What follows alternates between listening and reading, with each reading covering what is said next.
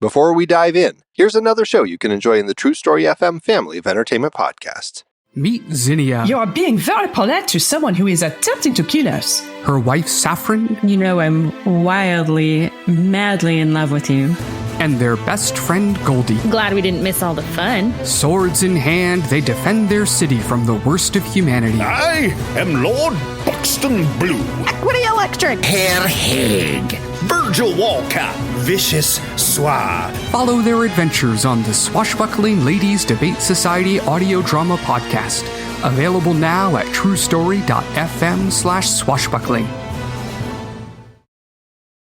What's up, most excellent friends? It's Chrissy and Nathan from the Most Excellent 80s Movies podcast. It's a podcast where a filmmaker and a comedian And their most excellent guests adventure their way through the 80s movies we think we love or might have missed. with our grown-up eyes to see how they hold up. Join us for delightful discussion, Rollicking recaps. ratings, and deep-cut recommendations. Plus, members get some extra fun chit-chat with the hosts after the show. Download the Most Excellent 80s Movies podcast today at truestory.fm. Or find it wherever the finest podcasts are stored. And do remember to keep the Most Excellent 80s Movies podcast motto in mind. Be excellent to each other and... Party on. Party on, dudes. Coming up on The Devil's Details, 3 mighty men from Faust are we, buff as a manly man can be, filled to the brim with manly glee. 3 mighty men from Faust. Everything is a source of fun.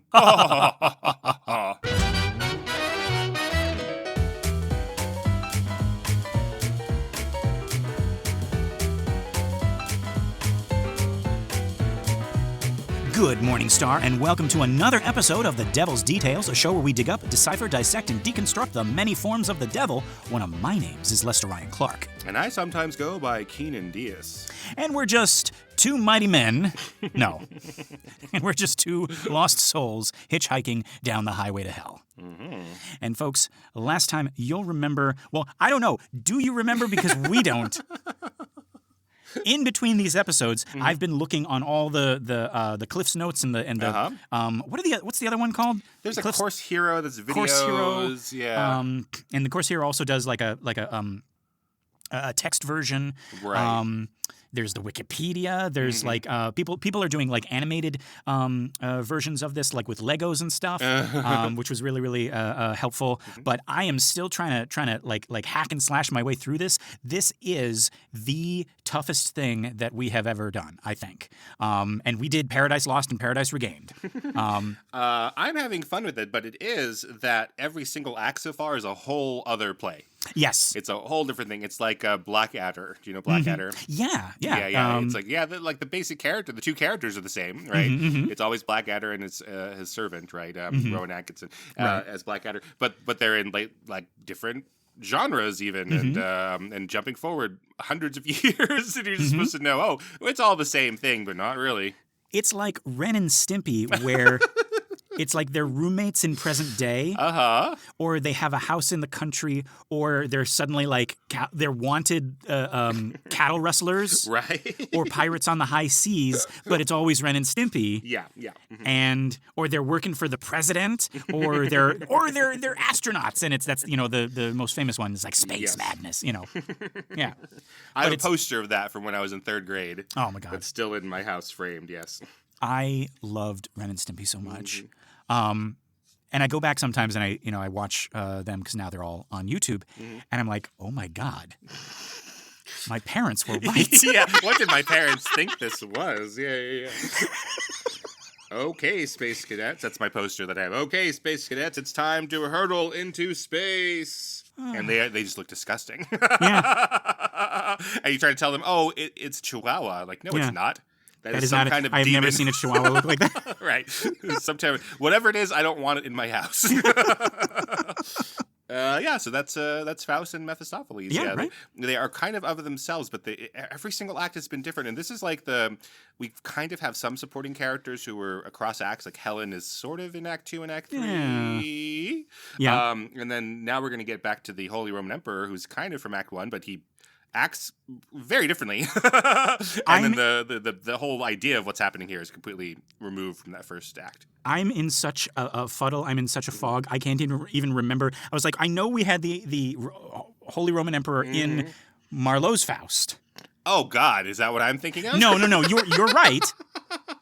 There was a Holy Roman Emperor in this Faust. Okay, good. Oh, but it God. it was like, this is every new act is like waking up with a hangover, and we're like, what did we do? Yeah.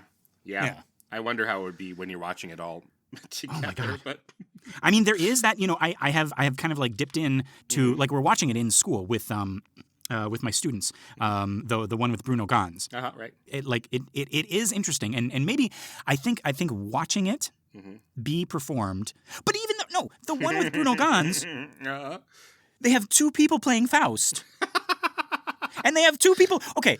That I can understand. Two people playing Faust, right? Bruno Ganz as the old Faust, okay, right? And then Mephisto comes and he's like, "Hey, this is going to help you get with Gretchen. You're going to become young," and woo. And then it's a new actor, and we're like, "Ooh, okay, that's really cool, right?"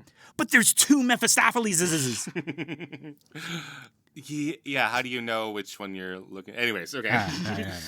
Well. Yeah, I'm having a good time, so I know you're not, because you're the one who has to do all the heavy lifting in the show and figuring out, like, why are we talking about this? But I'm pleasantly surprised each new act. We're like, there was no way I could possibly have predicted what this is. So. Yeah. No. I don't want to put that out there. I am having a good time, but I'm just putting this out there in case we miss something. In case like in the annals of history, people come back and they listen to this and they're like, these people don't know what the fuck they're talking about, and they sound really, really stupid. So I just want to preface that, and I want to to stop the emails and say that is because we are really stupid. Now there is a version in 3025 when there's been a Mad Max style post-apocalyptic renaissance where they're looking back at history, and there are no copies of Faust Part 2 anymore. And there is nothing except Lester's hard drive. So like, right? All of the internet has been erased. Yeah, the podcast servers from everyone else has been destroyed, and this is what people are using to reconstruct Faust 2.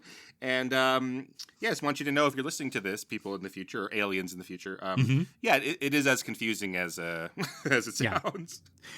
We regret to inform you. We know you've already bought the costumes and the sets and everything like that. The Mrs. Doubtfire part, right, is not actually part of it. That was us. They have a whole Mrs. Doubtfire cult. That's their religion. They worship Daniel as this trickster god who is both male and female, young and old, father and mother, American and Scottish, all at once. They call it Meforce Doubtfire.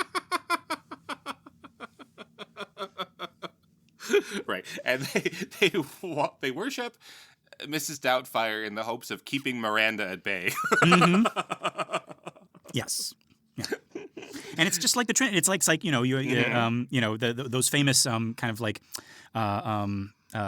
parables of it's like going up to a priest and be like, well, how can 3 be 1, right? And then this Irish priest famously plucks a shamrock and he shows it to a 3-leaf clover and he shows it to this parishioner, and it's like, oh, and suddenly my mind was opened. That's it's like, well, how can Mrs. Doubtfire exist? How can 2 be 1? It's like, what is that? That doesn't even make any sense. Father Hillard, right? Everyone's named Hillard in the future. Yeah. Brother Hillard, the holiest of names, right? It's like, you do not fret, my son. God has been with us the whole time.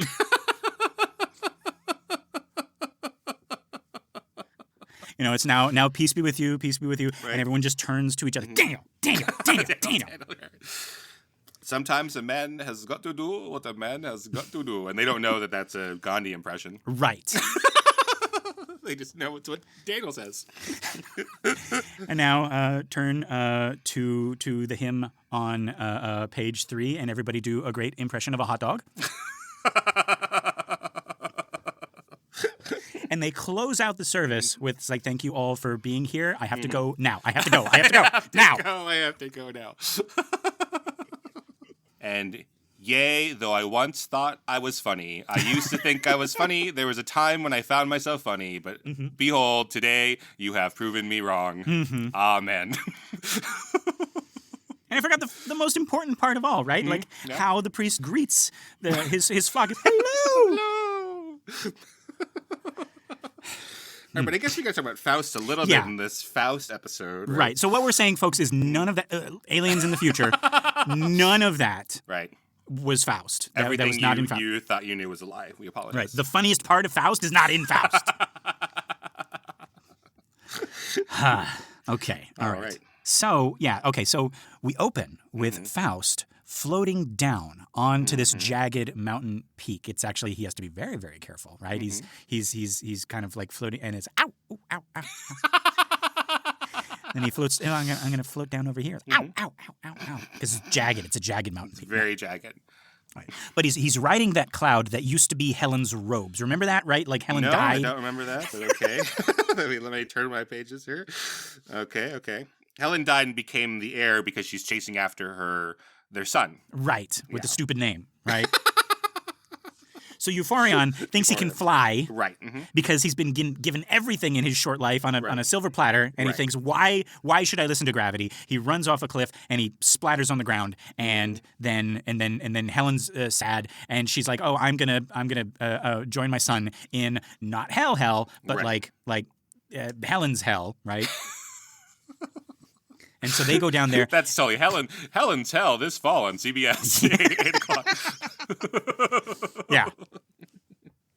And right after and Faust is left just holding these clothes, right? Right. Okay. And he sniffs them real good. Right.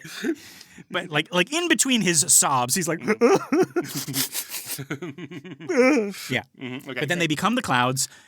I know. And then he floats up into the sky, and now he is descending. Right. Not in a bubble, bro, but like on this cloud, and on this jagged mountain peak, right? Right. The cloud starts to take Helen's shape in the sky. Okay. But before Faust can really process this, these enormous boots just drop onto the peak out of nowhere, and Mephistopheles steps out of them, and then the boots just walk away by themselves. So I'm trying to get a visual of this, right? Yeah, I thought maybe boots meant something else, but you're saying they mean heavy shoes. I think they are boots. I think is this like because he says enormous boots, like big boots. Oh yeah. This in the Williams translation says a 7-league boot lumbers onto the stage. So okay, that's just one? That's a hell of a boot. But that can't be right. Boots don't belong by themselves. A 7-league boot wanders on. So the actor playing Mephisto is in a giant boot. And it just kind of like comes hopping onto the stage. Oh, another follows it. I'm sorry. There are two. Okay. Okay. Was that hesitation in the stage direction as well? Like, oh wait, no, that doesn't make any sense. There's another boot. Another boot comes out. Let me check something for a second. 7-league boots? Yeah. Hey Siri, how many feet is in a league? The league was used in ancient Rome as a unit of measurement, and it was defined as 1.5 Roman miles, 7,500 Roman feet, modern 2.2 kilometers, or 1.4 miles. Okay, there we go. Okay, thank you. Thank you, Irish Jesus Siri. Christ. Thank you. Goodbye. We are done here. Thank you. We have your. Thank you. We have your headshot. Thank you. Okay. So now you know.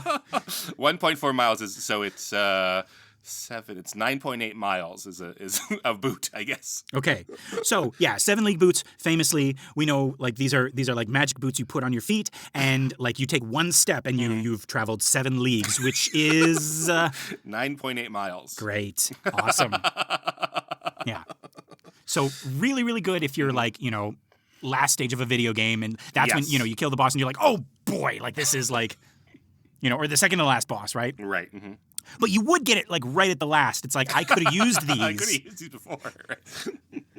The palace was so the final boss's palace was like so far away, right? And you didn't have them then. No.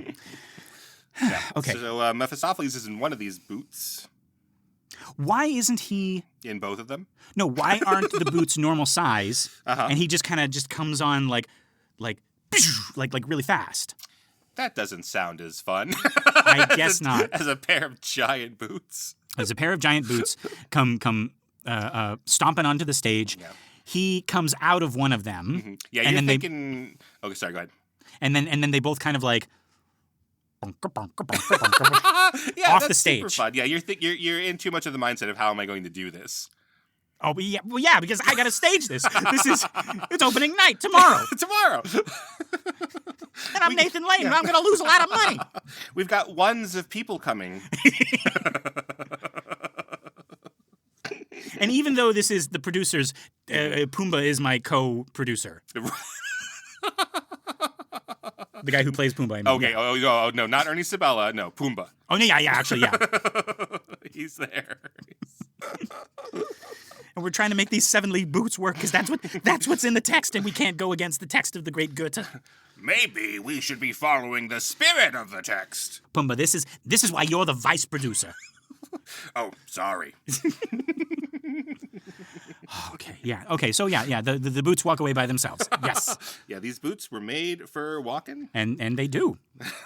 These boots were made for Walken, and then just right off the stage you hear, like right in the wings, like right off stage you hear, "Wow, my boots! I haven't seen these since I had to get away from that boat incident with Natalie Wood." I'm gonna keep talking about that because I know he's guilty. Oh wow. Okay, yeah. So the boots walk away, right? Okay. Anyways. Yeah. So Mephisto is barefoot then. For the rest of this thing. You can't wear boots inside your boots. That's crazy. Yeah. So he starts going on about how the boot sight gag is done. Yeah, that's it. Now Goethe's like, okay, now we get serious, right? Right. So Mephisto, like the opening credits to Rowan and Martin's Laugh-In are done. Yes. Okay. And then we say, well, as you know, Robert F. Kennedy was killed yesterday, and we need to be very serious about this here. Yeah. But yeah, so Mephisto starts talking. Is like, the mountains were actually formed by devils coughing up sulfuric fumes from hell. Right? He's trying to make this point about how everything in the world is like backwards from what people think, right? Yep. And also explain why devils got to be the princes of the air. I don't know how coughing up the mountains does that. Yeah, it's like I think everything is spewing up rather than forming down. Okay. Like so in the traditional thought of it, right? Like everyone was in heaven. All there was heaven. And then things have been coming down, and then that makes the earth, and then hell comes after that, right? It's like underneath it. So everything is going in the opposite direction.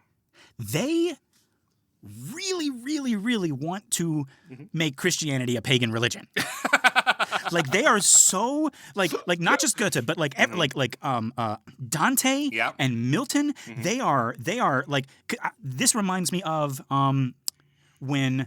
So, like, according to Dante, well, no. According to Dante, according to Virgil, because Virgil's telling the self-insert Dante, he's like, oh, hell was created when Lucifer fell from heaven, and he created this big hole. Right. And, oh, what happened to all the dirt that was displaced from that hole? That's Mount Purgatory. Right. So, it's like, they're trying to, like, this isn't Paul Bunyan.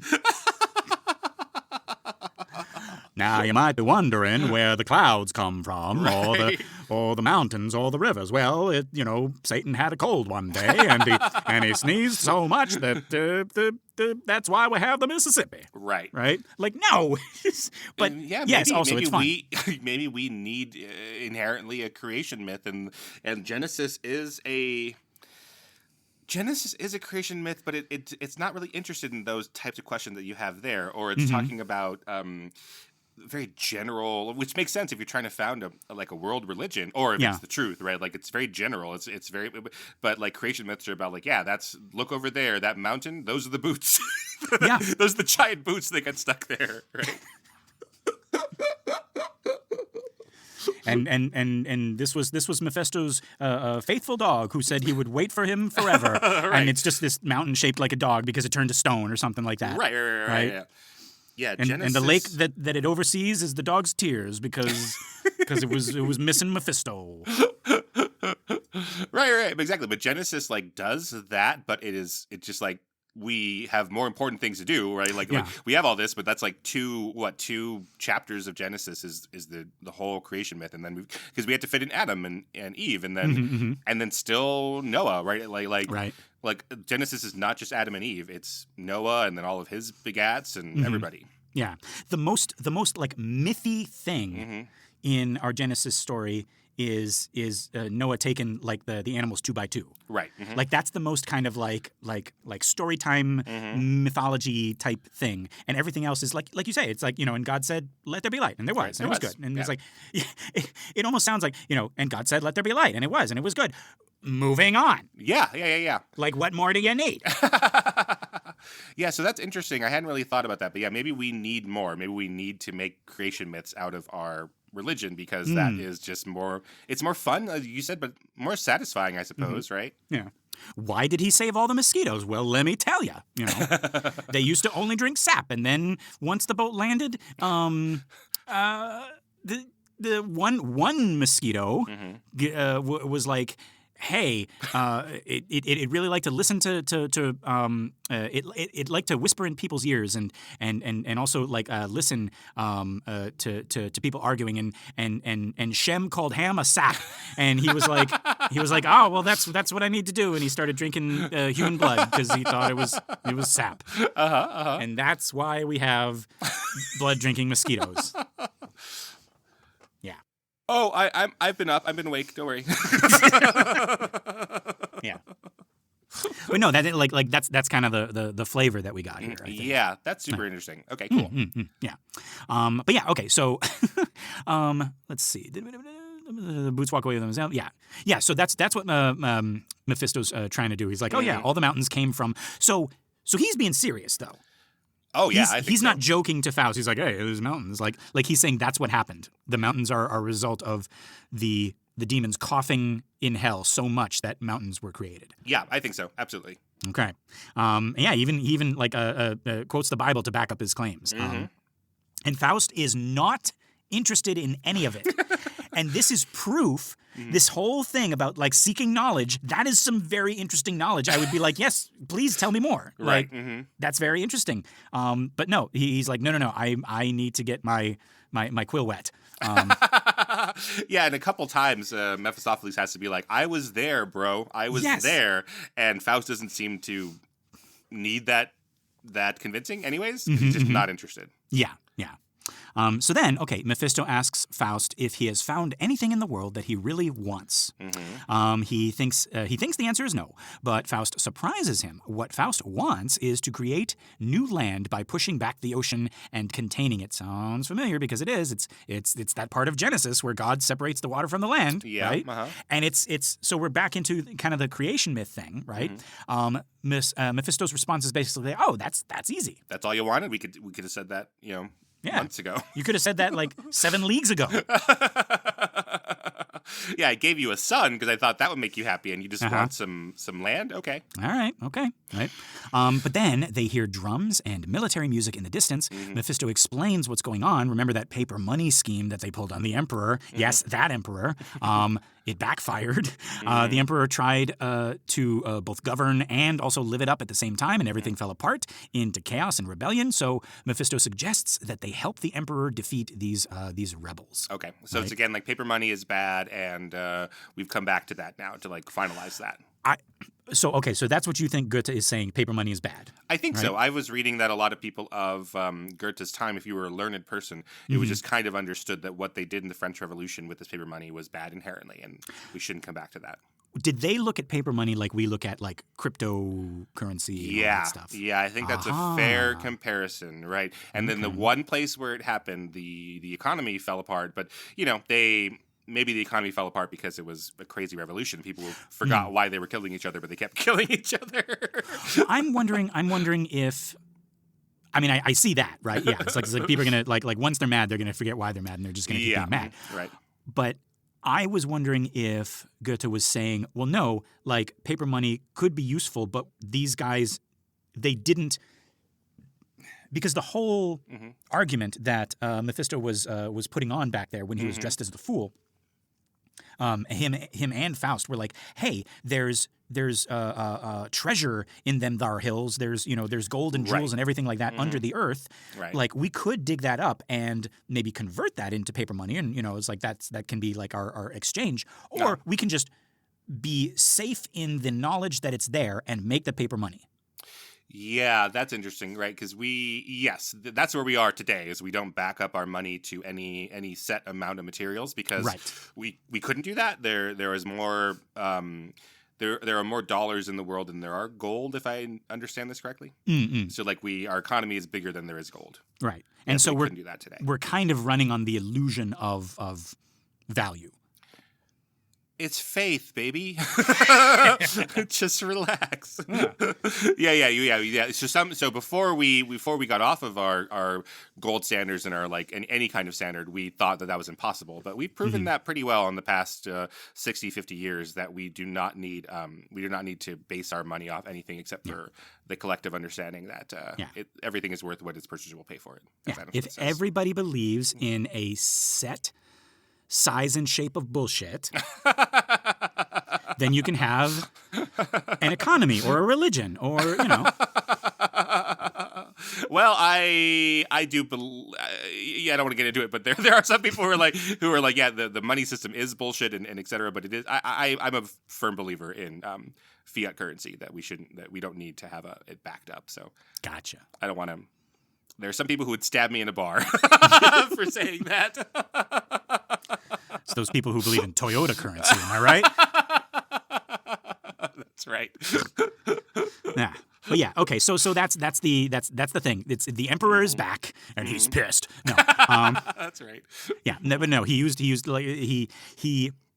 was swindled by this paper money idea put forth by Faust and Mephisto, and now he's dealing with these rebels who are like the kingdom has fallen into shambles, right? Right. Mm-hmm. Yeah. So they're gonna help them. They're gonna help the emperor defeat the rebels. That's right.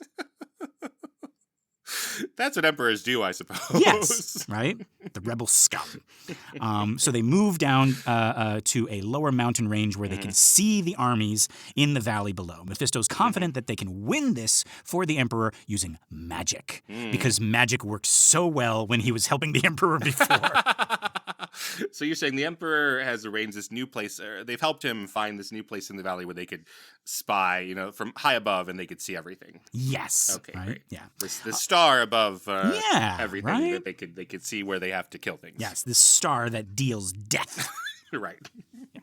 No. I think they're just in the valley, and Mephisto and Faust are kind of like peeking over this. Remember, it's a very jagged mountain peak, right? Right. So even when they're peeking, they're like, ow, ow. Yeah. But yeah, so Mephisto's confident that they can win this war for the Emperor using magic, and he sweetens the deal by pointing out that if they help the Emperor, Faust will probably get that shoreline he wants for his Minecraft project. All right. But yeah, so Faust tells Mephisto to handle winning the battle. I like that. Okay, great plan. You handle winning the battle. And I will work on setting up this umbrella and this towel. But no, Mephisto's like, actually, you need to be the general today. All right? Terrible. When Faust points out that he knows nothing about war, Mephisto says not to worry. He's created this war council called the Three Mighty Men. I love them. And he's copying this from the Bible, where King David had 3 mighty warriors who helped him defeat the Philistines. But I can only see like very kind of like Three Stooges, Marx Brothery, kind of like cartoony. Like all of them are a different shape and size. You know what I mean? They are, yeah. Uh-huh. Yeah, and they all kind of like when they walk, they do that thing with their their elbows out. And kind of like. I can't. It's not a visual thing, but it's like they're like Popeye. Like yes. Their elbows don't do that. Yeah, but they all do it in sync. Yeah. So I will admit I did not follow the career of King David after he killed that one Philistine, Goliath, and so I just sort of assumed that he just. If there was a Philistine that needed to be killed, he would go and do it himself for the rest of his life. I know he got old. He has other things to do. He's got a whole kingdom. I get that. But yeah, I just assumed he was always fighting them. Right.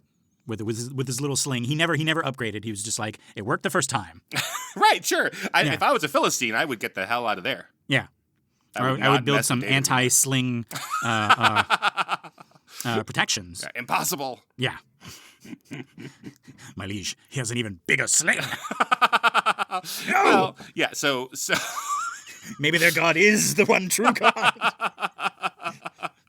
I can't remember which show we talked about this on, whether it's Devil's Details or Everything Ever All at Once, but we talked about how Pinky and the Brain give up, right? Like as a kid, I was like, okay, so Pinky and the Brain, they got foiled because Pinky pressed the wrong button at the wrong time, but the machine that they were using in that episode was sound. Why don't they just go back and do that again, right? Yes. So that even as a kid, I was like, come on, go back and do that, right? But why am I talking about this? I think we were talking about like him making like larger sling contraptions and everything like that. Okay. Yeah. But so you know who doesn't do the Pinky and the Brain thing and just give up is the Emperor. And now, okay, we've gone all over the place already. Are we talking about the Holy Roman Emperor? I am not talking about the Holy Roman Emperor. I'm talking about Darth Sidious. Darth Sidious. Yeah, yes. He just does the exact same fucking thing two more times. So he's the anti-brain, I would say. Right. Yeah. He the anti-brain is the Emperor. Right.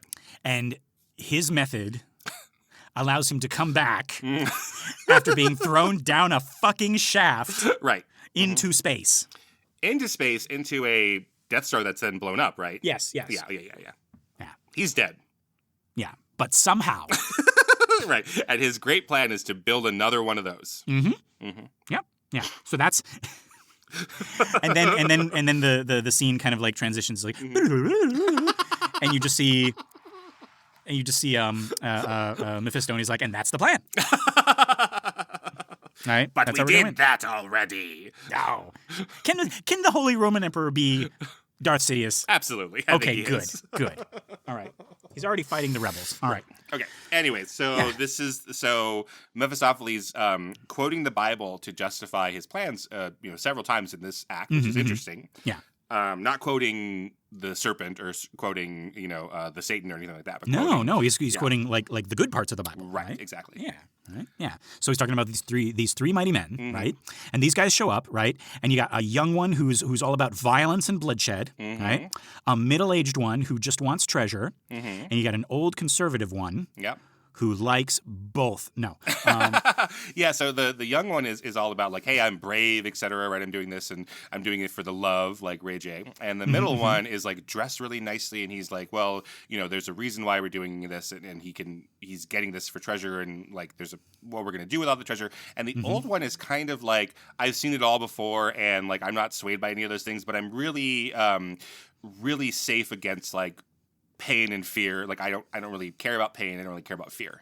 Right. So I've seen it all before. Yeah. So when we say conservative, we mean like the original meaning, not the capital C conservative. Yeah. He's like, I'm not afraid of them, the and I'm cautious also one. Yeah. I'm not swayed by anything. Like I'm not afraid of death, but I'm also not like, I'm willing to die for glory, and I'm not willing to die for money.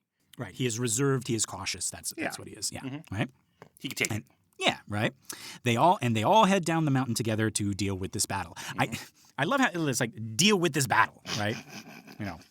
Let's just solve this little conundrum.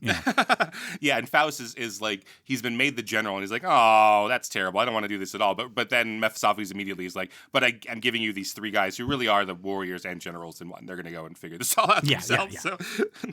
Right. So they're marching down there, right? And now we have the next scene, and this is on a foothill, right? This is not the hill where the 7 League Boots are. That's the hill above that we just left. Right. This is the foothill. That's the boot hill. Yes. All right.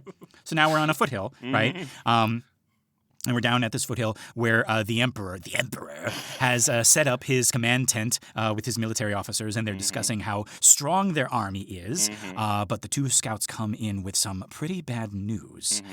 A new hope. No. No, a lot of people who should be loyal to the Emperor are too scared to fight for him. And there's this guy calling himself the Anti-Emperor, Right. who has managed to organize all the rebels under his banner. The Emperor decides he's going to prove what a noble leader he is by challenging this Anti-Emperor to one-on-one combat. All right. Okay, so All right. that's what we got, right? And right then, Faust shows up in armor with his 3 mighty men, offering to help the Emperor win using magic. And they actually there's with magic, that's part of the sale. Right now with magic. And the Emperor is grateful. Does he remember Faust? They certainly don't mention that. Yeah. It's like, hey, you're the one with the paper money idea. But he was. That's where I was the most confused is in Act 1 because he was disguised as he wasn't disguised as the boy charioteer, was he? He was disguised. No, that was Mephisto. He was Plutus. Right, he was disguised as Plutus, right? No, that was in another. Oh God. No. That was in the masquerade thing. Yeah, that's Act 1 of this. Okay. And then Act 2 is classical Walpurgisnacht, and then Act 3 is the Greek days. Yeah, the Trojan War. I think we're off by 1, but I don't. There's only 3 so far. Right, this is 4. Okay, all right. You're trying to skip ahead to 5. You're trying to be done, but we're not. Keep pulling you back in. I just remember there was a vampire at a masked ball, and I thought that was Act 2.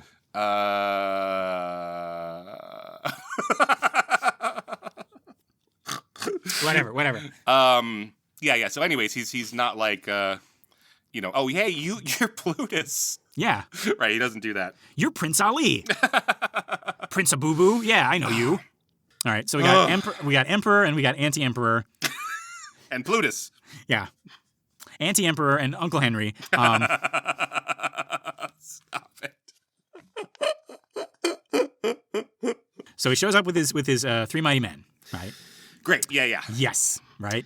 Did you mention their names? No, I didn't. Basher, Snatcher, and Grasper. Basher, Snatcher, and Grasper, folks. Yes, that's how John Williams has translated it. Previous translators made it.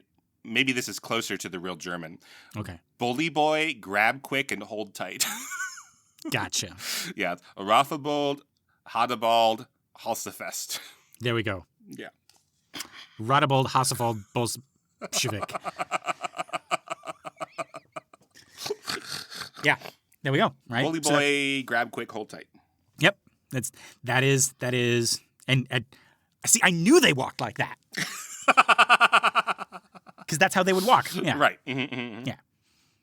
Right, and they got their little like a piece of wheat out of one side of their mouth. All 3 of them? Yeah. Did they do that? Did they arrange that together? Did they make a little pact before one they start doing their got dramatic the walk? And they're like... One of them's got the wheat. One of them's got his hat pulled down over his eyes. Right. And one of them's got he's got a tattoo that says "Mom." Yeah. That's how you know they're tough. These are mighty men. Yeah. Right. Yeah. But the Emperor is like, no, boys. I'm going to handle this Anti-Emperor myself. Yeah, I don't know why, but sure. I don't know why, right? Because he has lightning powers, of course. Does he? This is... Yeah. Oh, Palpatine. No, it's confusing sometimes. I have to look through. I was flipping through pages trying to find his... the Holy Roman Emperor. Yeah. This is a crazy play. Yeah, it does. Yeah, this would not be out of place. Yeah. But when his messengers come back saying that the rebels just laughed at his challenge, the Emperor changes his tune. He orders his army to advance and says the 3 mighty men can join the troops. Yeah. Right? Because they laughed at him. They didn't share their wheat. Yeah, exactly. Right. The battle gets pretty wild. You got the 3 mighty men fighting alongside these empty suits of armor. That's the other detail, right? That Mephisto has brought to life with magic, right? But then these 2 ravens, probably like Mephisto's spies. It's very Odin. He had 2 raven messengers, right? They come and they talk to him, and he tells the Emperor that they are losing. And the Emperor finally swallows his pride and puts Mephisto in charge. Mephisto immediately starts using all sorts of tricks, right? He has water spirits create the illusion of a flood to make the enemy run away. My question, They're water spirits. Yeah. Why are they creating the illusion of a flood? Is that more simple than just flooding them? Yeah. Yeah. Like just create your water spirits create a flood. maybe they're pacifists. They don't want to actually kill any of them. There we go. Right? Is that like water, like flowing serenely down the river? Just like we'll create the illusion of water. Yeah. Okay. Sure. And yeah, Mephisto keeps kind of like alternating between like pitch darkness and blinding light to confuse the army. The magic armor gets a second wind. Again, I didn't know. Like I thought they just had permanent wind. You know? Yeah. My armor's tired. Yeah. And they start fighting like real warriors again. Between all of these magical tricks, they manage to win the battle for the Emperor. Yay! Right? Yes. Right. Okay. Yeah. So and his army is like, I think if the Emperor laughs like that, he's probably like the bad guy, right? Yeah. He's dressed all in black, and he looks like a, you know, he looks all old and evilly and all that stuff. Yeah. Yeah. But yeah. Okay. So now we are in the next scene. We're in the. Meanwhile, this is the anti-emperor's tent, right? So two of Faust's mighty men sneak into the anti-emperor's tent, looking very much like Merry and Pippin, which is just and this tent is just packed with treasure, and they try to grab these little gold chests, but even the small ones are ridiculously heavy. Right. So so some of the emperor's guards come in and start yelling. It's like, thieves, right, at them. But the mighty men just grab what they can and carry it off, and the guards are left wondering why they didn't try to stop these guys and why these thieves seem kind of ghostly. So I guess Mephisto's still kind of helping them out with magic. Or are the three mighty men like, were they ghosts to begin with? I think they're ghosts to begin with. Okay. Do they know that they're ghosts? Is that why they couldn't pick up those like small chests? Their hands just kept maybe. Oh. Going through Frightener style, yeah. Well, why is it only the two? It's the two older ones. Right. Grab quick and hold tight, right? Yeah, they leave Bully Boy out of it. Basher. Is it because he's too crass, too loud, too... He's not good for stealth, or usually you leave them, like, you know, you separate a trio, you break up a band because it's like, let's split up, and then we're going to be like, meanwhile, Bully Boy was doing this, but we don't really see Bully Boy doing anything. They have purposely left him out of this. Yeah, because they don't like him. They don't like him. Yeah. He's young and beautiful. Fuck that guy. Yeah. All right. Yeah. Okay, so then the Emperor comes in with 4 princes, and he's absolutely thrilled about winning the battle. Doesn't even care that they had to use magic to do it. Doesn't care that he didn't do anything. He didn't go and fight the anti-emperor by himself, I guess. That was the whole thing that he wanted to do. Yeah, he's totally fine with that. Yep. And he starts handing out these fancy titles to the princes. There's the Arch Marshal and the Arch Cupbearer. Well, that's what's really interesting to me is that so he's got these 4 friends, and presumably he knows them before, and they've gone and fought in this battle. And he's like, well, now you're going to basically form this kingdom with me, and so you're going to be the Lord High Marshal, and then that guy's like, oh, I'm such an honor, and you're going to be the Lord Chamberlain, and you're going to take care of, basically the first guy's taking care of the military, the second guy's taking care of the treasury, and then the third guy is the Lord Seneschal, and you're going to like make all the food, and you're going to make parties for me and cook all my dinners for me. And this seems to be a really rapid decline in importance here.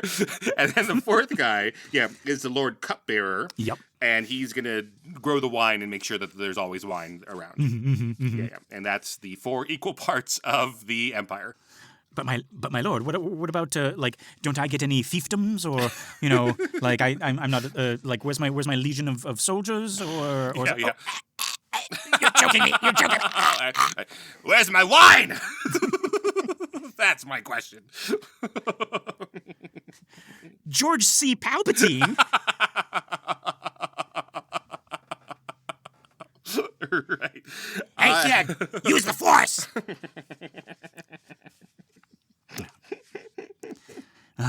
But yeah. So we got the Arch Cupbearer and all that, and then he does give them like estates and authority, right? As long as they remember that he's still the boss, right? Yeah. It's kind of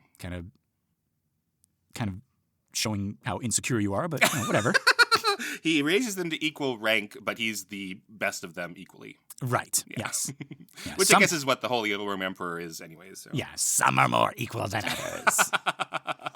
Yeah. But yeah, so then we got the Chancellor, Archbishop. He shows up during all of this, and after the other 4 princes leave, he stays behind. Yeah, and this is where I'm like, okay, I have figured out Faust Part 2. Right? It's like, okay, so they've all left. Yeah. And we haven't heard from Faust or Mephistopheles in quite some time. Sure. And this guy shows up, and he has the ear of the emperor, and he starts telling him what really has to happen. Mm-hmm. And so this Chancellor Archbishop, who's going to tell the emperor what to do, that's Mephistopheles in disguise. Okay. Boy, how the tables have turned. I finally figured out how Faust works, right? I mean, yeah, anytime there's a Rubish leader. Right. And somebody comes in, a new guy. Some new guy who we've never heard from before, right? Suddenly, and has the king's ear. It's like, my lord, have you considered this? Have you considered doing really shitty things? Yes. Right? That, like a devil would suggest? Right. Yeah. That's Mephistopheles, right? Mm-hmm. I win. I win the Faust badge. You win the Faust badge. Yeah, you get a little, right? And now you get your own personal pan pizza. Yay! But yeah, okay. But so no, that's not what happens. He's just a regular bishop. He's just a regular archbishop. Okay. Yeah. He's not the devil. You scared me for a minute. I was like, wait a minute. Did I miss something? Nope. But no. See, that's how this would work. I think this is why, I think Goethe, is intentionally doing this. It's like, oh, you think you know where this is going, eh? Yeah, I got called out publicly on my own podcast about how stupid I am for not getting that Phorcys would be Mephistopheles. You called yourself out. I said nothing. I even had to defend. I was like, no, I did not call him stupid, folks. Well, somebody did. It was Phorcys. Oh, God. Yeah. Okay, so that's not what's happening here, but the Archbishop is going to say some real shitty things. Yeah, okay. Right? So the Archbishop is really worried because the Emperor used Satan's help to win the battle. And he is afraid the Pope is going to find out and destroy the whole empire for being sinful. The Emperor is like, I'll do anything to make up for it, which is exactly what the Archbishop wanted to hear. Mm-hmm. He tells the Emperor he needs to build this huge cathedral and give a bunch of gold to the church, plus provide all the building materials and workers. Mm-hmm. The Emperor agrees to everything, and the Archbishop, wearing his chancellor hat, now says he'll work out all the details. Now, man, this is scaring me because this is such a clever kind of trick that the Archbishop Chancellor is doing. And I'm like, did I get it wrong? Is this Mephisto? But I remember, I very clearly remember that the Archbishop, that the Chancellor and the Archbishop were in a previous act. When Mephisto was posing as the fool. Right. He was already a character. Right. So this is the same one. And the devil can't be two people at the same time. No. He has all the powers of hell, but come on, guys. Yeah. But an itty bitty living space. Right. Yeah. Okay, so but you see what I'm saying? This sounds like devil talk here. This is some very devil talk. Yes. Right. Yes. Right. Even posing as a man of the church, that's perfect. That would be Right. He's posing as a Catholic, and Goethe and his audience are opposed to the Catholics, and so I thought this would be like Mephistopheles taking over and showing the evils of Catholicism. Yes. And he's doing things like that Goethe would criticize the church for. Mm-hmm. Right? It's like this is the Catholic's MO is just like amass wealth and power and whatnot. Right? Build stuff, These huge cathedrals and whatnot. Yeah, make the people rely on us. Yes. Yeah. Right. Mm-hmm. Okay. So then we end with the Archbishop reminding the Emperor that he promised Faust. This sounds so much like Mephisto. Like this guy's working, as a servant to Faust. Yes. Right? Yes. He reminds the Emperor that he promised Faust control over the empire's coastline. Right. as a feudal lord. Right. So now the archbishop demands that the church get all the tithes and the rents and the taxes from this land too. And the emperor points out, pretty annoyed, that this land doesn't even exist yet. It's still just ocean where Faust wants to build it. But the archbishop won't back down. It's almost like he knows something. It's almost like he knows that that's not going to be ocean anymore because he's going to do it because he's Mephisto. Right. And he leaves, and the emperor's just standing there thinking he's probably going to end up signing away his whole empire at this rate. Yeah. So what was the point of this big battle that I didn't fight? Right. I won this big battle that I didn't have to do anything for, and they're giving away all the land that I didn't do anything to earn. Keenan. Are we sure this isn't Mephisto? Well, there's nothing at the end where he comes out and says he's Mephistopheles, so I don't know. Again, I haven't read Act 5, but I don't think it's going to be Mephistopheles. I'm going to be so pissed if at the end of Act 5... Just that it's happened so many times before. A chancellor slash archbishop is going to, like, fall out of a closet and he's all tied up and he's in his underwear. And he's like... And then everyone looks at the Mephisto Archbishop Chancellor, and he's like, uh-oh. And then we realize that it's been him the whole time. But we know he's not actually the real Chancellor because he doesn't go, No, that's the Chamberlain. That's Dark Crystal. Okay, great, good. Yeah. The Chancellor goes, That's Yoda. Oh, damn it. The Chancellor goes, All right, let's get out of this before Frank Oz comes after us. Yeah, you're right. Chancellor Grover, what? Okay. But yeah, folks, that's it. I'm holding on for dear life here, folks. I'm having a great time. I think it's this is the weirdest thing. This is so weird. You know, part 1 of Faust is so relatively normal. I know it's that's based on a couple of source materials, and it's very streamlined. It's very yeah.